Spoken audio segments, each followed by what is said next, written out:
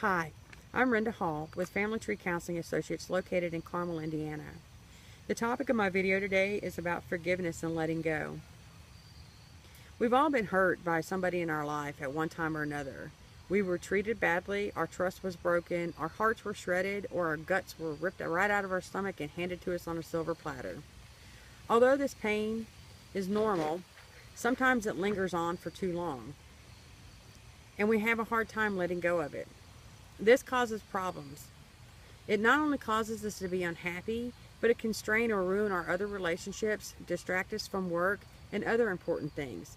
It makes us reluctant to open up to new things and other people. We get trapped in a cycle of anger and hurt and miss out on the beauty of things around us as it happens. We need to learn to let go. We need to be able to forgive and move on and be happy. This is something that I had to learn in my own life the hard way.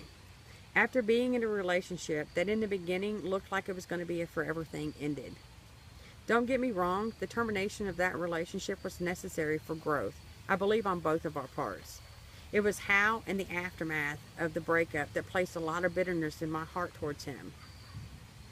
On the one hand, I had sought out and wanted a reconciliation, but on the other, I didn't want to continue with the status quo and needed things to change in order to stay in that relationship. I realized soon that it wasn't going to happen. At least it didn't look that way to me. And the relationship came to a final end. What I had to realize was the actual gifts that were presented to me in that relationship. I needed to focus on the positive and quit dwelling on the negative. Honestly, the gifts that were given to me were instrumental in me becoming the person that I am today. Without the struggles, the hurt, and the emotional pain, I wouldn't have reclaimed my voice. I wouldn't have learned to trust my instincts. I wouldn't have learned what it is to be truly self-sufficient or be comfortable with my aloneness or even go after some of my dreams. For these, I'm truly grateful to him. Forgiveness can change your life. It's not easy, but you can learn to do it. So if you're holding on to pain and reliving it and can't let go and forgive, listen on for some things that I've done in my own life. The first thing is to commit to letting go. You aren't going to do it in a second, or maybe not even a day, but because it takes time to get over something. So commit to change, because you recognize the pain and it's hurting you. 2, think about the pros and cons. What problems does this pain cause you? Does it stop you from pursuing your dreams or becoming a better person? Does it cause you unhappiness? Does it affect your work, your other relationships? Think of all these problems and realize you need to change. Then think of the benefit of forgiveness. How will it make you happier, free you from the past and the pain, improve things with your relationships and your life in general? 3, realize that you do have a choice. You cannot control the actions of others, and nor should you try. But you can control not only your actions, but your thoughts. You can stop reliving the hurt and can choose to move on. You have this power. You just need to learn how to exercise it. 4, stop being the victim and blaming others. Being the victim feels really good. It's like being on the winning team of you against the world. But guess what? The world largely doesn't care, and so you need to get over yourself. Yes, you are special. Yes, your feelings do matter. But don't confuse your feelings matter to your feelings override all else and nothing else matters. Your feelings are just part of this thing we call life, which are all interwoven and complex and messy. In every moment, you do have a choice. You can continue to feel bad about another person's actions, or you can start feeling good. You need to take responsibility for your own happiness and not put so much power into the hands of the other person. Why would you let the person who hurt you in the past have such power right here, right now?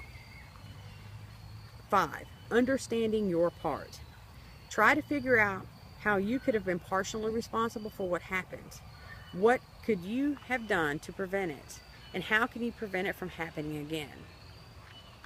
This isn't to say that you're taking all the blame, or taking responsibility away from the other person. But realize that we're not victims. We're all participants in life. 6. Focus on the present. Now that you've reflected on the past, realize that the past is over. It isn't happening anymore, except in your mind. And that this causes problems, unhappiness, and stress. Instead, bring your focus back to the present moment. What are you doing now? What joy can you find in what's happening right now?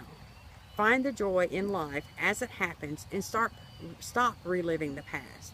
You will inevitably start thinking about the past, but just acknowledge it and gently bring yourself back to the present moment. 7. Allow peace to enter your life. As you focus on the present, try focusing on your breathing. Imagine each breath going out is the pain of the past and being released from your body and mind. Imagine that each breath coming in is peace, entering you and filling you up. Release the pain and the past. Let peace into your life and go forward, thinking no longer of the past, but of peace in the present. 8. Feel compassion. Forgive the person and realize that in forgiveness, you're allowing yourself to be happy and to move on. Feel empathy for the person and wish happiness on them. Let love for them and life in general grow in your heart. I know that this is going to take time, but if you're stuck on this point, then do some of the other ones I mentioned earlier until you can get here. It's equally important to forgive yourself. Sometimes we may end up blaming ourselves for the situation or the hurt. While we indeed may have some part to play in the hurt, there's no reason you need to keep blaming yourself for it. Forgiveness doesn't mean that you erase the past or forget what happened. It doesn't even mean the other person will change their behavior. You can't control that. All it means is that you're letting go of the anger and the pain and moving on to a better place. So do yourself and everybody else a big favor. Let go of that pain and forgive. Do something different today and welcome happiness back into your life. Again, I'm Rinda Hall. Thanks for watching.